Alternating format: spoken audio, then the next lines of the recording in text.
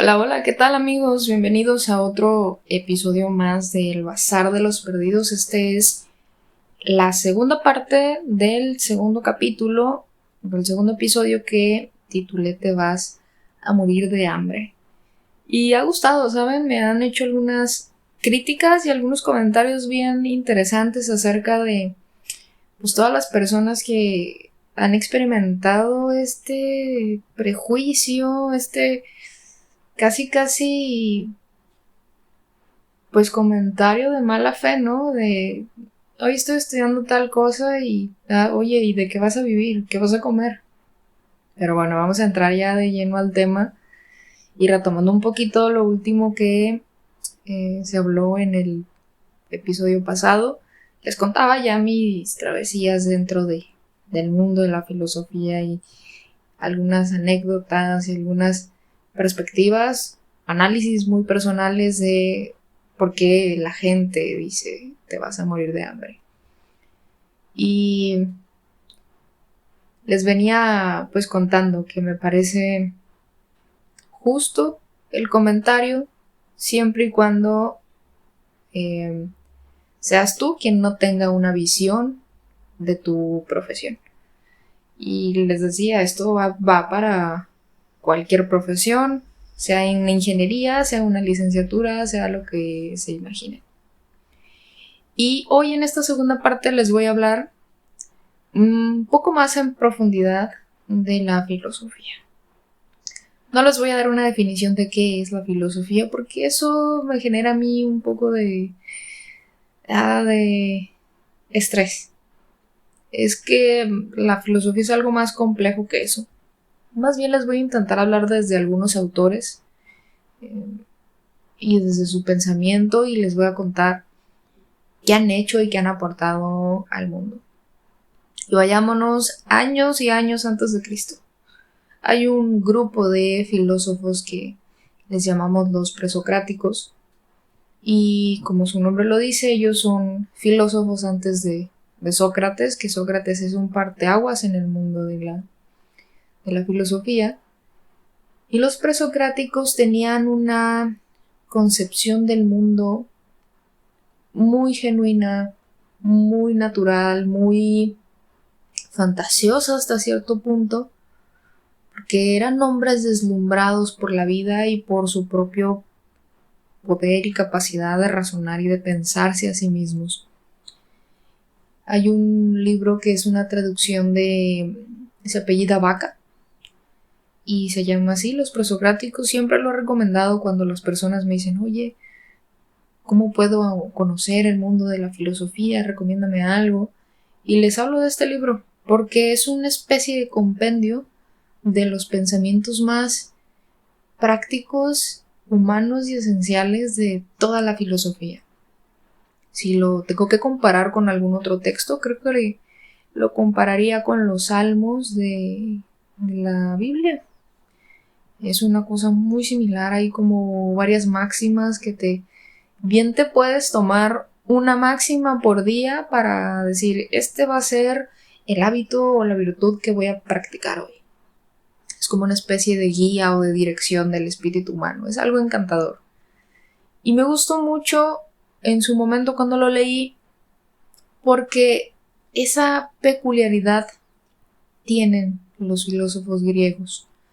Ya tomando a Sócrates, antes de Sócrates los presocráticos, Anaximandro, Anaxágoras, Tales de Mileto, Pitágoras, Protágoras, ¿qué otros hay?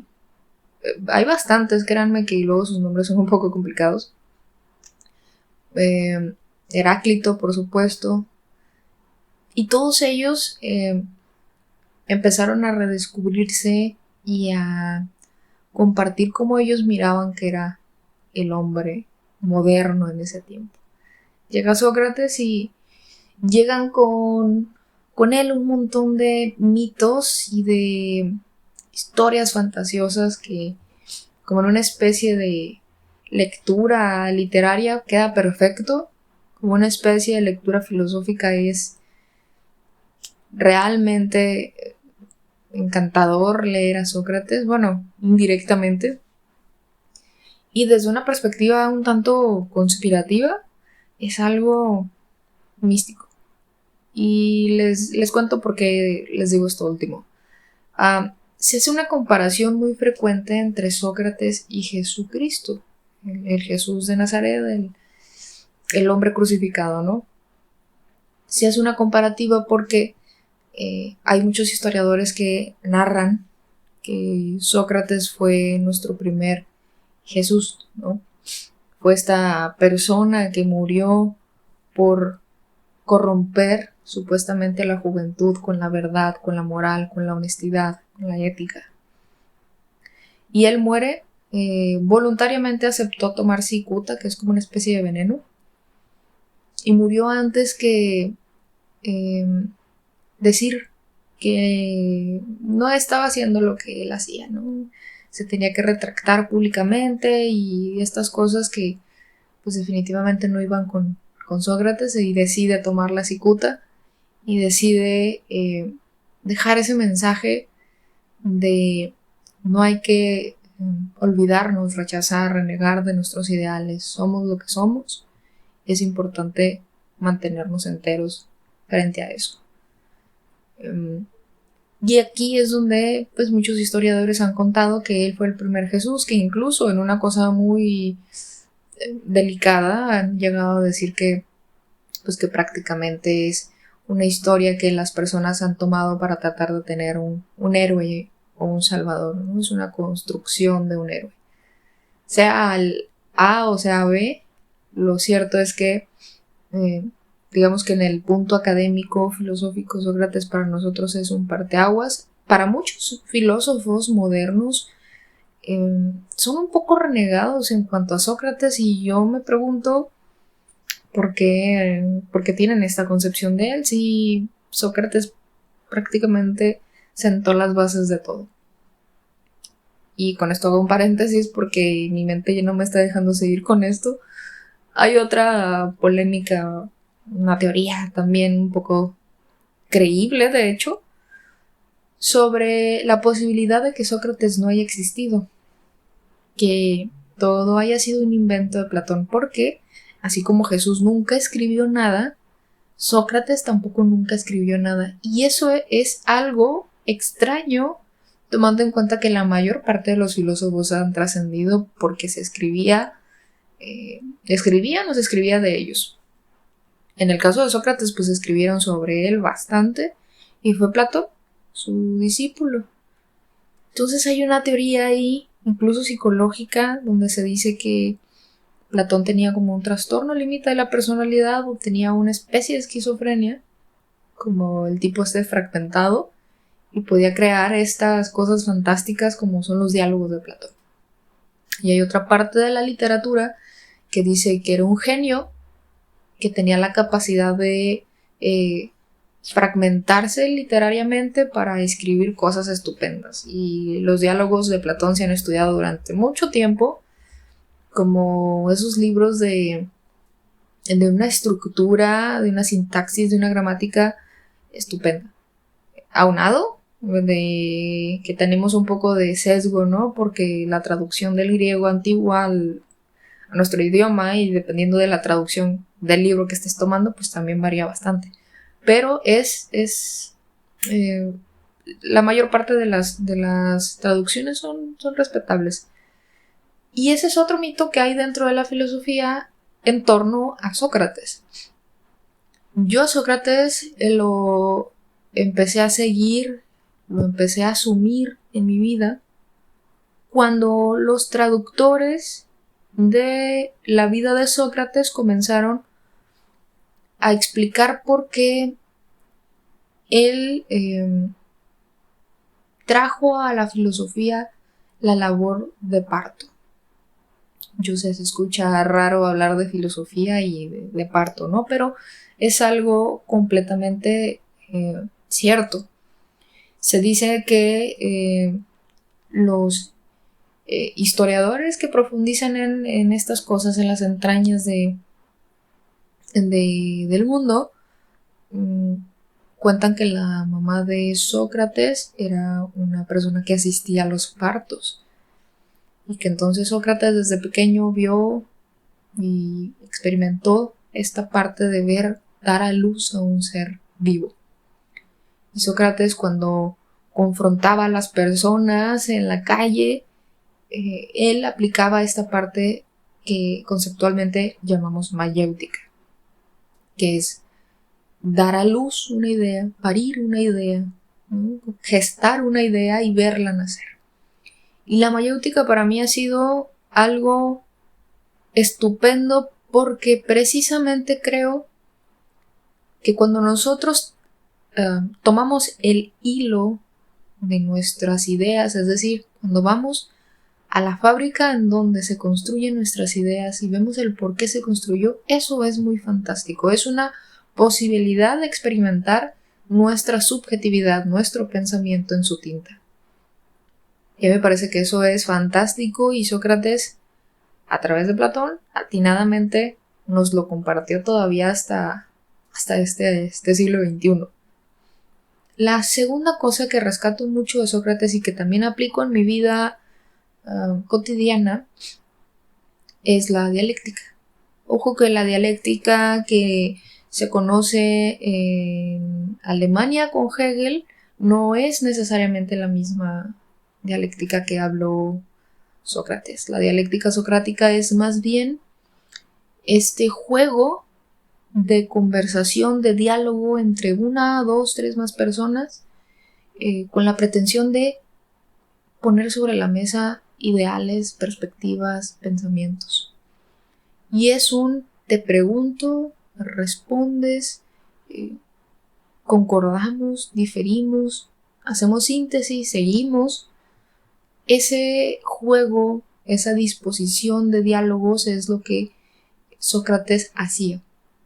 Y también a mí me ha funcionado bastante y poco a poco les iré contando cómo los pongo en práctica. Ya esto es una cosa mía como inconsciente porque no lo voy pensando, simplemente surge, ¿no? Quizás sí ya lo hacía y simplemente lo conceptualicé, pero la mayéutica y la dialéctica socrática son fantásticas. Y el tercer elemento que más admiro de la filosofía de Sócrates es su perspectiva de vida práctica. Eso es algo que me ha encantado siempre. Porque la filosofía que predicaba Sócrates es una filosofía práctica. Es decir, funcional para cualquier ser humano en cualquier época y tiempo de la vida. Ellos solían querer construir al ciudadano ideal, ¿no? Y con ellos me refiero a los griegos. Por eso estaban en gimnasia, estaban en matemáticas, astronomía, estaban en un sinfín de cosas los hombres de Atenas.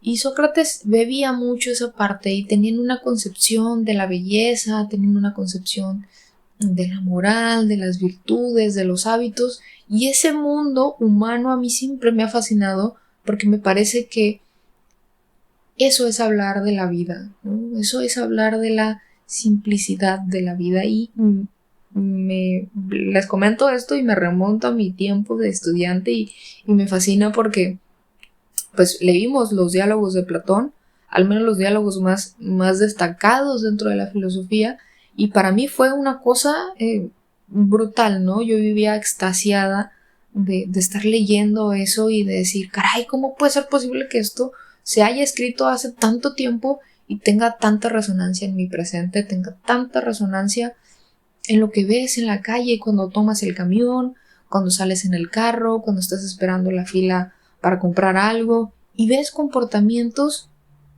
que Sócrates ya había descrito a través de Platón. Entonces estos tres elementos socráticos a mí me hacen decir, efectivamente soy una seguidora de Sócrates. A la segunda persona, el segundo filósofo con el que comparto mucho es con Aristóteles. Me gusta Aristóteles porque tengo una afinidad por la política muy importante y descubrí ya de un poco de adulta que esto es algo como que viene en mi genética. Vengo de familia activa políticamente por parte de mi abuelo materno, y desde muy pequeña siempre estuve involucrada en cosas políticas. Mi mamá, a su vez, digamos que bebió esa cuestión política de su papá y me lo transmitió mucho, ¿saben? Yo recuerdo que, no sé, creo que los niños normales irían al parque y se irían a comer una nieve o los llevarían a piñatas y cosas de estas, y yo de pronto las hacía, pero cuando había campañas electorales, campañas políticas, mi mamá me llevaba a los mítines, me llevaba a los cierres de campaña, apoyando a tal cual partido o candidato. Y les estoy contando que tenía 7, 8 años y yo estaba ahí, ¿no? Con la camiseta puesta literalmente, escuchando los discursos de los políticos. Me tocó una etapa donde los discursos, la retórica de los políticos era muy buena, donde realmente te enchinaba la piel, tuvieras 10, 12 o 50 años y le ponías atención, ¿no? Y yo lo he traído tanto en mi conciencia, en mi consciente, que definitivamente la política es algo que me gusta masticar, aunque muchas veces le saque la vuelta porque me genera conflicto también ver cómo se manejan las estructuras políticas de los países, ¿no? Pero Aristóteles me gusta por eso, porque de Aristóteles leí 2 cosas fantásticas, que es La Política, que es un texto de una obra de Aristóteles, y también leí la Ética Nicomaquea, un texto que él escribió para su hijo. Nicómaco es el nombre de un hijo de Aristóteles, y se lo escribió como una especie de guía, un diario de, oye hijo, por aquí, por allá, y lleva estas virtudes contigo, ten estos hábitos, y es una cosa realmente que no los podría describir dignamente como se lo merecen, pero la estructura política aristotélica, obviamente pese a sus excepciones, porque aquí hay un trasfondo muy interesante, contemporáneo a Aristóteles fue el emperador Alejandro Magno, y toda la construcción política teórica que Aristóteles escribió, pues la puso en práctica con Alejandro Magno. Era su conejillo de Indias y no nos fue tan bien en ese tiempo como se pensaba. Pero más allá de lo que pasó de la manera práctica, yo valoro y rescato mucho la teoría política de Aristóteles. Quizás si el tipo estaba muy adelantado a las necesidades del pueblo romano, griego, puede ser que haya algo de eso, ¿no? Lógicamente hay cierta tiranía y cosas con las que no coincido con Aristóteles, políticamente hablando, como en la parte de los roles dentro de la familia. Quizás porque soy mujer y en ese tiempo la mujer no tenía una presencia política para nada, aunque se les otorgaban los méritos de enseñar, administrar, educar, proveer. Pero tengo mis excepciones, ¿no? Con este tema. Aún así, honestamente, Aristóteles y sus ideas de la política y la familia me han encantado bastante. Bastante.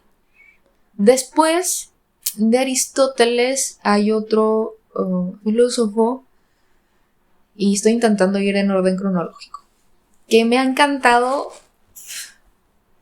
Me gusta tanto que me cuesta tanto trabajo hablar de él, porque siento que no tengo el lenguaje para describirlo, y es judío que se llama Baruch Spinoza, que yo sé que muchos, incluso filósofos o licenciados en filosofía, no lo van a conocer, porque es un filósofo que ha vivido oculto, ha vivido hasta cierto punto, y es mi interpretación, tras los libros pendientes que tenemos que leer y que no leemos porque sabemos que no estamos preparados mentalmente para procesarlos. Mi encuentro con Spinoza fue algo terrible, porque me sacudió tanto el mundo que yo sentía que estaba viviendo en otro planeta, ¿no? y al mismo tiempo me expandió tanto a mi concepción del mundo que viví maravillada, fascinada. Tengo que compartirles esto y creo que nunca lo he dicho públicamente. Pero a mí Spinoza me regresó las ganas de vivir. Spinoza llegó a mi vida cuando yo estaba en un punto de crisis existencial. Estaba con un tratamiento psiquiátrico porque no le encontraba mucho sentido a nada de lo que las personas hacíamos. Y Spinoza, con su perspectiva del universo, del organismo humano, de nuestras asociaciones humanas, de nuestra subjetividad, de esto que sus seguidores llaman panteísmo, me regresó totalmente la vida al cuerpo. Y me sirvió tanto también para servir como punto de apoyo para otras personas. Me volví casi una predicadora de la filosofía de Spinoza. Aun y cuando yo solamente leí la primera parte de un texto de Spinoza. De un texto, de un solo libro. La primera parte. Recuerdo que teníamos un profesor maravilloso en la facultad que se llama Mauricio. Y él es un spinoziano un digno representante de la filosofía de Spinoza en México, en Sinaloa y Culiacán. Yo sí lo pongo a echarse unas retas filosóficas con quien sea. Y él hizo un seminario sobre Spinoza. Era un horario de 2 a 4, algo así, los miércoles. Y pues entraba quien le diera comezón, ¿no? El tema. Y por supuesto que ya andaba yo, leímos la primera parte que habla sobre Dios. Y ya les haré un episodio exclusivo sobre la concepción spinoziana de Dios y mi concepción de Dios, que es una cosa de locos. De locos. Y a veces yo me preguntaba, pero ¿por qué tenemos que complicarnos tanto? La vida simplemente hay que creer y ya, ¿no? Pero vale la pena desentrañar un poco la concepción de Dios spinoziana. Y yo entré en esa parte, alimenté la sed que tenía de respuestas. Obviamente tuve un montón de más, pero me fue suficiente para decir, a ver, Spinoza, llegaste en este punto de mi vida, me diste esto, te leí, te escuché, te asumí, te practiqué, pero no soy digna de seguirte leyendo. Y hasta la fecha no he continuado mi lectura con Spinoza. Tengo también el texto del tratado político, teológico político de Spinoza, y no lo he leído, aunque me esté quemando por leerlo, porque creo que mi síndrome del impostor o quizás mi poco de cordura me está diciendo no vayas ahí todavía. Así que Spinoza es el tercer filósofo al cual completamente sigo.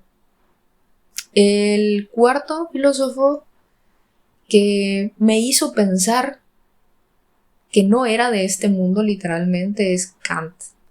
Immanuel Kant. Este hombre que más allá de sus tendencias puritanas, su vida perfecta y obsesiva compulsiva, como filósofo, es un monstruo. Creo, y espero no equivocarme, que es el primer filósofo en escudriñar tanto las estructuras mentales. Ya les venía contando cómo ha avanzado la filosofía desde hablar de los hombres, su moral, sus virtudes, empezar a hablar sobre estructuras políticas, sobre sociedades, hablar sobre Dios. Y hoy, con Kant, les hablo acerca de nosotros mismos, la mente humana. Y yo he sido siempre una obsesionada por la mente. Yo quiero saber todo de la mente y Kant puede llegar a darte todas las herramientas necesarias para sentar bases acerca de eso. Tiene unos textos, unas obras brutales, larguísimas, que es un monstruo, realmente es un monstruo dentro de la filosofía. Y quien diga lo contrario lo podemos discutir. Tengo muchas excepciones, es decir, tengo muchas cosas que refutarle, pero me jala bastante la parte donde yo describo que Kant se vio por dentro. Kant logró verse realmente por dentro. el tipo hizo una descripción de cómo nosotros percibimos la realidad y lo conceptualizó a un nivel tan cañón que no puedes evitar sentirte extasiado cuando lo lees. Y lo vas leyendo de una página por día, una página por semana casi, porque es complejo. Pero su forma de describirse, de describirnos mentalmente, sacia cualquier tipo de duda que puedas tener acerca de ti. No digo que tenga la verdad universal, pero sí tiene una herramienta conceptual envidiable. Y esto lo compartí hace poco con unos chicos a los cuales estimé mucho. Estuve cubriendo una clase de ontología con mi buen amigo Juan Diego Bejar. Y al impartir esta materia vimos solamente a Kant y vivimos fascinados las clases que estuvimos juntos porque les decía, es que más allá de si es verdad o es mentira lo que Kant está diciendo, quién sabe si lo vayamos a descubrir científicamente algún día, más allá de todo eso, Kant nos ha dado la pauta y la base para la filosofía del lenguaje.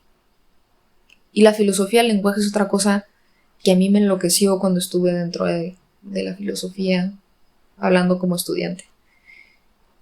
Y este carácter lingüístico inintencionado, eso lo tengo que decir porque no creo que Kant haya querido hacer una filosofía del lenguaje, dio la pauta para que se construyeran monstruos y filósofos extraños en su porvenir.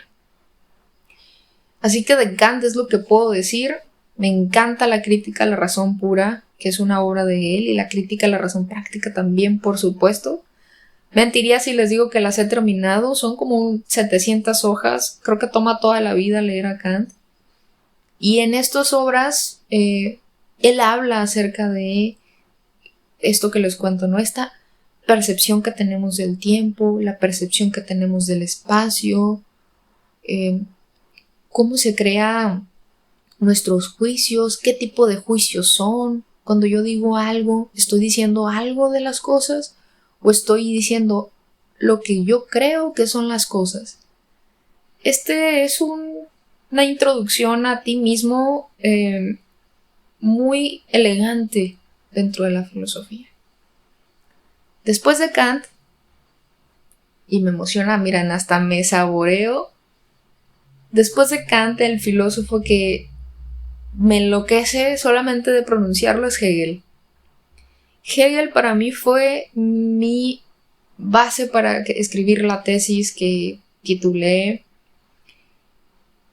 El arte como... se me va el nombre siempre, pero es una cosa relacionada como el arte como expresión del espíritu absoluto, y con espíritu absoluto puede entenderse Dios. Hegel tendría que dedicarle 4 episodios para hablar sobre él, aunque no es la intención. Quizás en algún momento les hable sobre él y por qué me gusta tanto. A Hegel lo describen como el oscuro, como el denso, el tétrico, porque se clavó más que Kant en tratar de describir la subjetividad humana. Cuando digo subjetividad humana es redundar, pero me interesa que ustedes estén en el mismo contexto que yo. Si hay gente nueva, espero no estarlos ahuyentando porque en la parte 1 les contaba, ¿no? Que a veces solemos utilizar conceptos bien complicados y asustamos a la gente y se va. Espero que estén conmigo todavía hasta este minuto 29 y lo estén disfrutando y se animen a entrarle a la filosofía. Y volviendo al tema de Hegel, yo lo que más rescaté de él, o lo que rescato hasta el momento, es esta capacidad intuitiva que tuvo de extraer la esencia de la historia para explicar su presente y su futuro. Mucho se ha dicho que Hegel era como una especie de historiador, no lo veo así, como un analítico de la historia. no lo veo así, lo veo como un tipo que fue influido, y esta es mi interpretación, ¿no? No tengo la certeza de eso, pero lo veo como un tipo que fue influido por las filosofías orientales. De toda la filosofía que yo les estoy hablando ahorita es una filosofía occidental, ¿no? La filosofía oriental es una corriente del pensamiento que nosotros no entramos en ella porque estamos occidentalizados, lógicamente, pero porque también conlleva una serie de necesidades espirituales muy importantes. La filosofía oriental es una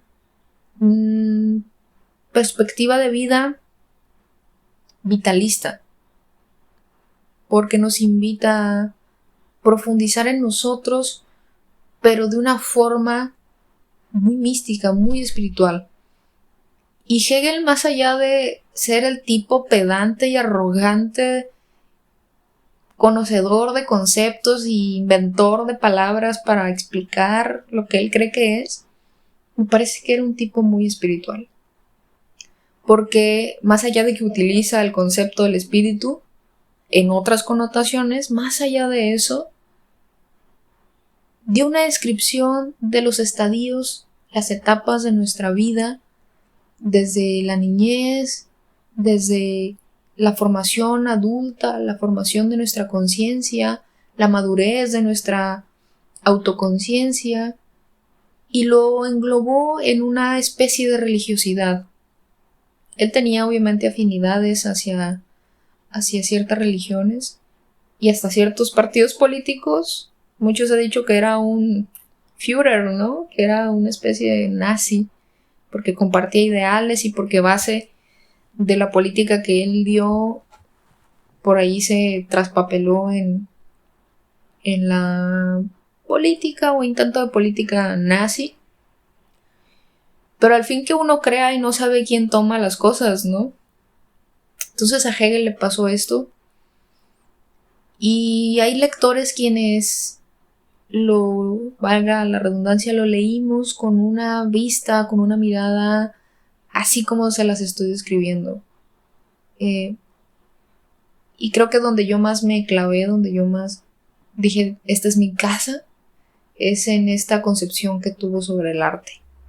Tanto fue mi encanto que pues mi tesis la escribí sobre eso, y me reconfortó tanto porque justo les decía que venía pasando de una crisis donde me parecía que la vida no tenía un sentido, y al final resultó que no tenía un sentido, que yo se lo daba. Y Hegel vino y me ayudó. Más allá de todos estos prejuicios que les cuento, Hegel realmente es un tipo brillante. Él, ya no sé cuántos filósofos he dicho, creo que 5. El otro filósofo que siempre me ha gustado bastante es Heidegger. Me gusta. Heidegger creo que es un tipo romántico y no puede negarse a su etapa de la historia, ¿no? La etapa de oro, del romanticismo. Pero sí lo digo en esa connotación romántica de un poeta empedernido filosofando sobre la existencia del mundo, de la existencia de la vida, la existencia del existir simplemente.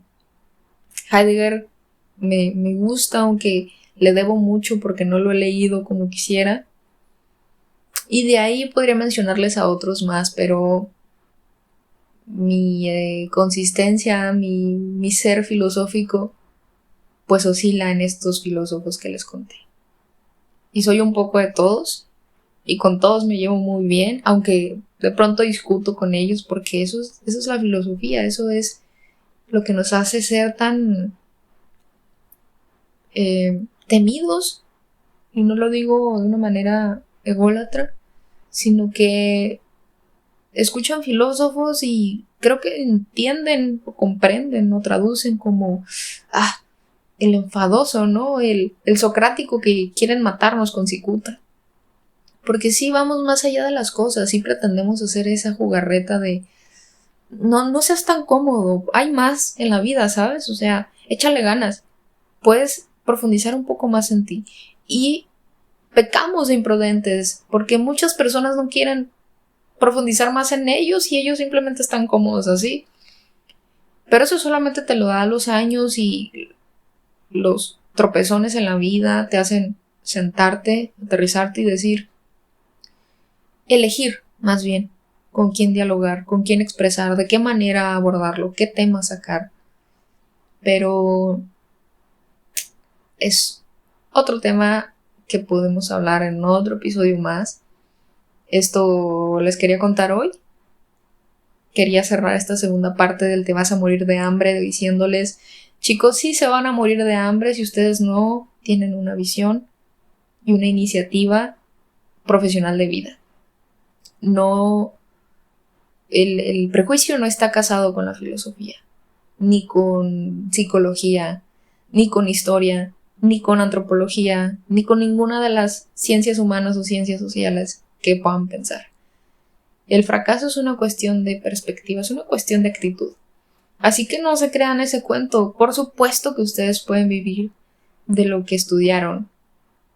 Acá el punto es que también tienen que ir en contra de las estructuras educativas, porque si se confían en que la educación les va a dar las herramientas para defenderse en la vida, temo decirles que están equivocados y que posiblemente fracasen. Voy a estarles compartiendo tips, herramientas, quizás alguna información que les pueda servir si hay algún estudiante por acá que está en medio de una crisis. A lo mejor les puede servir bastante el que les comparta qué fue lo que hice para llegar al punto de mi vida en donde estoy satisfecha, me siento conforme, aunque no me estoy conformando en un sentido conformista, pero sí valoro el estar en una posición profesional que muchas personas no tienen, y con una perspectiva de vida que siento que es una mina de oro oculta y que yo tengo que meterme y adentrarme para extraer ese mineral. Entonces, hoy va a ser nuestro cierre de capítulo, de tema, Te vas a morir de hambre. Espero que les haya gustado, que se hayan reído un poco quizás y que conozcan esta parte mía también, que es algo íntimo. Me abro un poco a ustedes para que ustedes se abran un poco conmigo y vaya, hagamos una comunidad padre acá en este formato de podcast. Así que les mando un fuerte abrazo, pásensela bien, cuídense mucho y nos vemos en la próxima.